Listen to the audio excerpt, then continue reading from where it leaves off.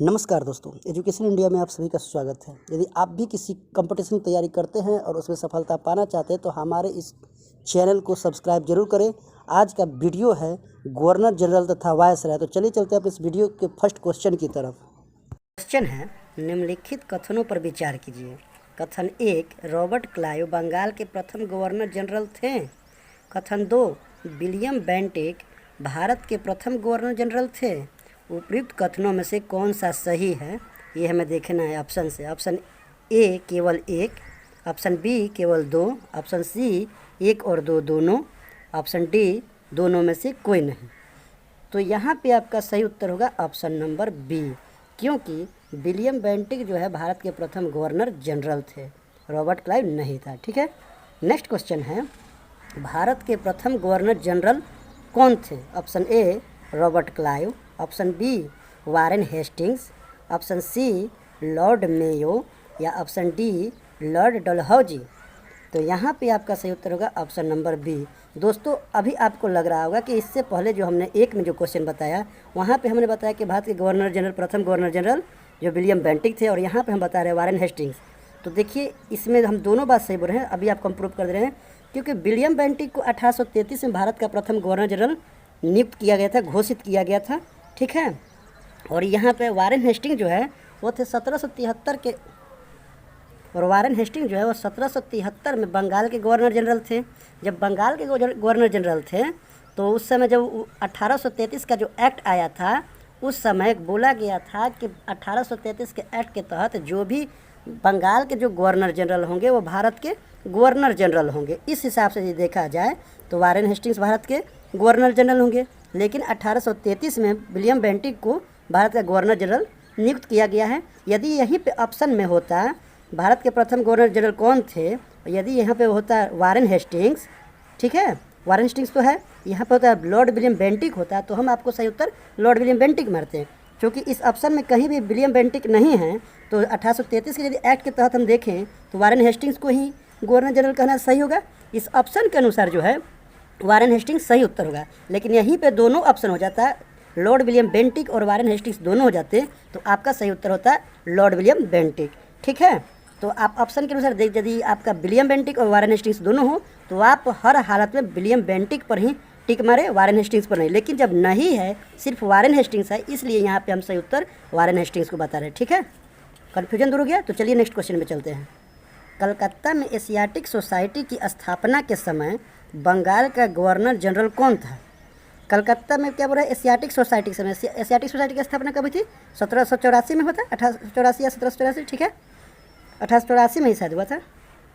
तो बोला जा रहा है कलकत्ता में एशियाटिक सोसाइटी की स्थापना के समय बंगाल का गवर्नर जनरल कौन था। तो यहाँ पे आपका ऑप्शन बोल रहा है Lord Cornwallis, option B Lord Warren Hastings, option C Lord Wellesley या option D Lord William Bentinck. तो यहाँ पे आपका सही उत्तर होगा लॉर्ड वारेन हेस्टिंग्स। ठीक है, कलकत्ता के एशियाटिक सोसाइटी की स्थापना के समय बंगाल का गवर्नर जनरल वारेन हेस्टिंग्स था। ठीक है, नेक्स्ट क्वेश्चन है, सुरक्षा प्रकोष्ठ की नीति संबंधित है किससे, किस गवर्नर जनरल से। ऑप्शन ए हेस्टिंग्स से, ऑप्शन बी डलहौजी से, ऑप्शन सी लॉरेंस से, ऑप्शन डी किसी से नहीं। तो यहाँ पे आपका सही उत्तर होगा ऑप्शन नंबर ए, सुरक्षा प्रकोष्ठ की नीति या घेरे की नीति जो है, या रिंग फेंस की नीति, या वारेन हेस्टिंग्स और लॉर्ड वेलेस्ली से संबंधित है।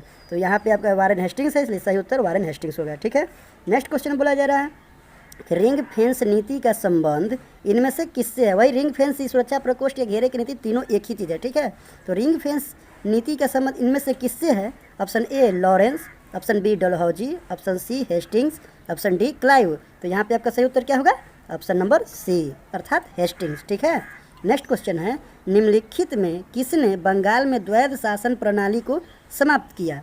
Option A Robert Clive, option B Lord Cornwallis, option C Warren Hastings, option D कोई नहीं। तो यहाँ पे आपका सही उत्तर होगा option number B, Lord Cornwallis ने जो है द्वैध शासन प्रणाली को समाप्त किया था। नेक्स्ट क्वेश्चन है, किस गवर्नर जनरल पर महाभियोग का मुकदमा चलाया गया। Option A Warren Hastings, option B Lord Clive, option C Lord Cornwallis, option D Lord Wellesley. तो यहाँ पे आपका सही उत्तर होगा option number A, Warren Hastings पर जो है महाभियोग मुकदमा चलाया गया था। हाँ पंकज जी, आप जो बोल रहे थे ये लॉर्ड कॉर्नवालिस, वो सही आप बोल रहे हैं कि वो लॉर्ड कॉर्नवालिस नहीं, वारेन हेस्टिंग्स होगा। वो हम आपसे क्षमा मांगेंगे, क्योंकि यहाँ पे देखिए अभी हमारे पंकज जी जो है अभी क्वेश्चन पूछा गया है, जो इससे पहले वाला जो क्वेश्चन है जो पूछा गया था कि द्वैध शासन प्रणाली को समाप्त किया गया था, हमने जल्दबाजी के वजह से हमने लॉर्ड कॉर्नवालिस बोल दिया आंसर। तो दोस्तों आपसे क्षमा मांगेंगे, यहाँ पे आपका सही उत्तर होगा वारेन हेस्टिंग्स। धन्यवाद पंकज जी आपको ये सुझाव देने के लिए। तो चलिए चलते हैं नेक्स्ट क्वेश्चन की तरफ। चलिए नेक्स्ट क्वेश्चन है, भारत में न्यायिक संगठन की स्थापना किसने की?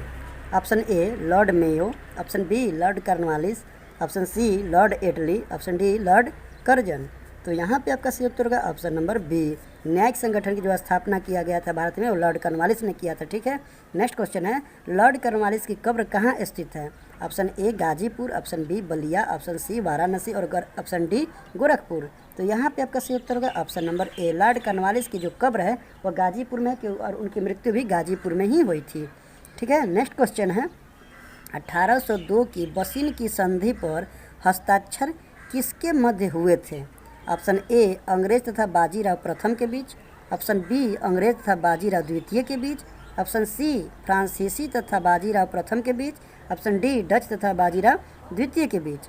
तो यहाँ पे आपका सही उत्तर होगा ऑप्शन नंबर बी। 1802 की बसीन की जो संधि पर हस्ताक्षर हुए थे वह अंग्रेजों तथा बाजीराव द्वितीय के मध्य हुए थे। ठीक है, नेक्स्ट क्वेश्चन है, लॉर्ड ब्लेजली की सहायक संधि को स्वीकार करने वाला पहला मराठा सरदार कौन था? ऑप्शन ए पेशवा बाजीराव द्वितीय, option B Raghuji Bhosle, option C Daulat Rao Scindia या ऑप्शन डी कोई नहीं। तो यहाँ पे आपका सही उत्तर होगा ऑप्शन नंबर ए। लॉर्ड ब्लेजली की सहायक संधि को स्वीकार करने वाला पहला मराठा सरदार पेशवा बाजीराव द्वितीय था। एक बात और ध्यान रखें, ये क्वेश्चन में ये भी आ सकता है कि बसीन की संधि के समय जो 1802 में हुआ था उस समय भारत का उस समय जो है कौन से अंग्रेज गवर्नर जनरल थे? तो यहाँ पे आपका सही उत्तर होगा लॉर्ड ब्लेजली, क्योंकि लॉर्ड ब्लेजली जो है 1798 से लेके 1805 तक जो है लॉर्ड ब्लेजली का कार्यकाल है। ठीक है, नेक्स्ट क्वेश्चन है, सहायक संधि को किसके काल में क्रियान्वित किया गया? Option A Lord Cornwallis, option B Lord Wellesley, option C sir John Shore या ऑप्शन डी लॉर्ड ऑकलैंड। तो यहाँ पे आपका सही उत्तर होगा option number B Lord Wellesley. ठीक है, नेक्स्ट क्वेश्चन है, सहायक संधि व्यवस्था को स्वीकार करने वाले प्रथम भारतीय देशी शासक कौन थे? ऑप्शन ए ग्वालियर के सिंधिया, ऑप्शन बी हैदराबाद के निजाम, ऑप्शन सी पंजाब के दलीप सिंह या ऑप्शन डी बड़ौदा के गायकवाड़ या ऑप्शन ई नागपुर के भोसले। तो यहाँ पे आपका सही उत्तर होगा ऑप्शन नंबर बी, क्योंकि हैदराबाद के निजाम ही जो हैं जो सबसे पहले 1798 से 1800 तक में सहायक संधि को स्वीकार किए थे। ठीक है, उसके बाद 1799 में मैसूर के शासक ने किया था। ठीक है, तो यहाँ पे आपका सही उत्तर होगा ऑप्शन नंबर बी।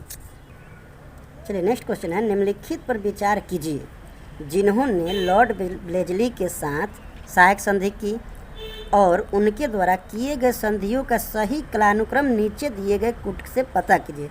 मतलब क्वेश्चन में कहा गया है उन सभी शासकों का नाम सही काल के अनुसार व्यवस्थित कीजिए जो ब्लेजली के साथ सहायक संधि किए थे। ठीक है, मतलब पहले कौन किया उसके बाद कौन किया ये आपको बताना है कूट के से। तो पहला बोला जा रहा है हैदराबाद, दूसरा ऑप्शन है मैसूर, तीसरा अवध या चौथा सिंधिया। ये कालानुक्रम बताना है, सेट करना है आपको कि पहला में 1 होगा या पहला में 3 होगा। तो देखिए हैदराबाद जो है, हैदराबाद के निजाम जो है सबसे पहले के थे 1798 से 1800 में, तो 1 हो जाएगा पहले।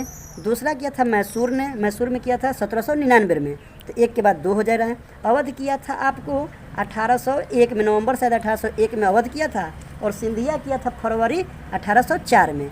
यानी 98, 99, 1 और 4, यानी हमारा ऑप्शन हो जाएगा सही कूट ए हो जाएगा हमारा सही उत्तर, 1, 2, 3 और 4। ठीक है, नेक्स्ट क्वेश्चन है, सहायक संधि को स्वीकार करने वाला पहला शासक कौन था? ऑप्शन ए अवध का नवाब, ऑप्शन बी हैदराबाद का निजाम, ऑप्शन सी पेशवा बाजीराव द्वितीय या ऑप्शन डी ट्रावनकोर का राजा। तो यहाँ पे आपका जो सही उत्तर होगा वह होगा ऑप्शन नंबर ए अवध का नवाब। यहाँ पे थोड़ा आप लोग कन्फ्यूज होते होंगे कि अभी इससे पहले जो हमने बताया था कि सबसे पहले जो सहायक संधि स्वीकार किया था वो किया था हैदराबाद के निजाम, और यहाँ बता रहे हैं अवध के नवाब। तो हम आपको बता दें कि लॉर्ड ब्लेजली जो है वह सहायक संधि को स्टार्ट करने वाले नहीं थे, ठीक है।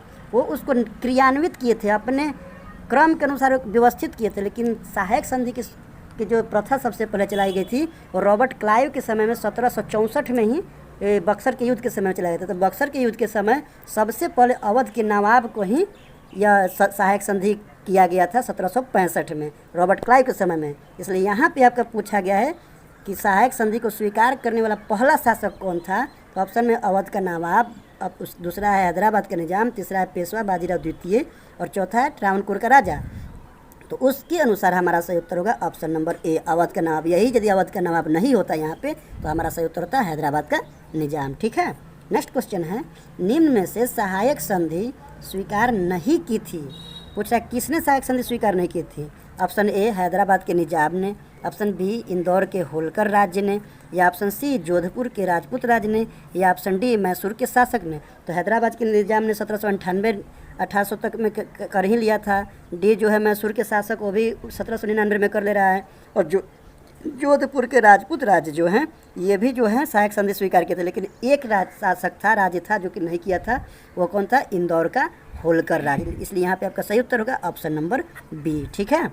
नेक्स्ट क्वेश्चन है, सती प्रथा पर पाबंदी किसने लगाई थी। ऑप्शन ए वारेन हेस्टिंग्स ने, ऑप्शन बी लॉर्ड कर्जन ने, ऑप्शन सी विलियम बेंटिक ने, ऑप्शन डी लॉर्ड कैनिंग ने। तो यहाँ पे आपका सही उत्तर होगा ऑप्शन नंबर सी, सती प्रथा पर पाबंदी सबसे पहले विलियम बेंटिक ने लगाई थी, ठीक है। अब नेक्स्ट क्वेश्चन है, ठगों के दमन में निम्नलिखित में से कौन संबद्ध था। Option A General Henry Prendergast, option B Captain Sleeman, option C Alexander Burnes, option D Captain Robert Pemberton. तो यहाँ पे आपका सही उत्तर होगा ऑप्शन नंबर बी, ठगों के दमन में जो संबद्ध है वह कैप्टन स्लीमैन है। ठग जो आप ठग के बारे अभी आपका फिल्म आया था the thugs of Hindustan, Aamir Khan का, जो आप लोग मूवी देखे होंगे, इसी पे बना था। ठग जो था, ये ठग जो थे हिंदू और मुसलमान सभी धर्म के थे, और यहाँ पे लेकिन ये सभी जो हैं काली और दुर्गा ये सब की पूजा करते थे, और ये जिन्हें मारते थे उनका सिर काटकर दुर्गा या काली के चरणों में चढ़ाते थे, और इनका मानना था कि हमारे शरीर की मृत्यु भी इसी प्रकार होगी। इससे आक्रोशित होकर अंग्रेज़ों ने जब इसका विरोध किया तो पूरे देश ने इसका अंग्रेज़ों का साथ दिया था इन ठगों के, क्योंकि वो ठग किसी के नहीं थे, ना तो अंग्रेज के थे ना तो हिंदुस्तानी होते, जिसको चाहते थे वो मारते थे। इसलिए इसका पूरा देश ने समर्थन किया था। उस समय इसका नेतृत्व किसने किया था? कैप्टन स्लीमैन ने। इसलिए आपका सही उत्तर होगा option number B. Next question है, किस वायसराय की हत्या अंडमान निकोबार द्वीप समूह में एक दंडित अपराधी द्वारा की गई थी। ऑप्शन ए लॉर्ड कर्जन की, ऑप्शन बी लॉर्ड रिपन की, ऑप्शन सी लॉर्ड मेयो की, या ऑप्शन डी लॉर्ड मिंटो की। तो यहाँ पे आपका सही उत्तर होगा ऑप्शन नंबर सी, जो लॉर्ड मेयो की जो हत्या है वह अंडमान निकोबार के भ्रमण के वक्त किया गया था। वो दंडित अपराधी का नाम शायद अली खां था, ठीक है। उन्होंने 1872 में इनकी हत्या की थी, ठीक है। नेक्स्ट क्वेश्चन है, किस वायसराय की हत्या उसके कार्यकाल में की गई थी। Option A Lord Curzon, option B Lord Mayo, option C Lord Ripon, option D Lord Wellesley. तो यहाँ पे आपका सही उत्तर होगा option number B, Lord Mayo की जो हत्या हुई थी वह उनके कार्यकाल में हुई थी, जिनका कार्यकाल था 1869 से 1872। ये था लॉर्ड मेयो का कार्यकाल, ठीक है। ओके दोस्तों, आज की वीडियो का क्वेश्चन यहीं पे समाप्त करते हैं, और आगे अभी और भी इस वायसराय और गवर्नर जनरल से और भी क्वेश्चन है, करीब 100 क्वेश्चन आपको इस चैप्टर से मिलेंगे। इसलिए आप इस वीडियो को पूरे अंत तक देखें। अच्छा लगने पर लाइक तथा चैनल को सब्सक्राइब जरूर करें।